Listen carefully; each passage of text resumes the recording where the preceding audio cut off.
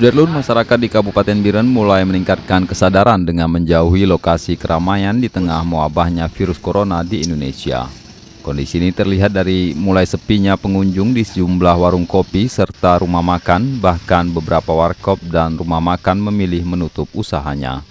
Sementara beberapa warkop yang tampak masih buka diantaranya berada di kawasan alun-alun Kota Biren. Namun jumlah pengunjungnya tampak mulai sepi, padahal biasanya lokasi ini penuh dengan pelanggan. Tak hanya warkop, suasana jalanan Kota Biren sejak 2 hari terakhir juga terpantau lebih lenggang dibanding biasanya.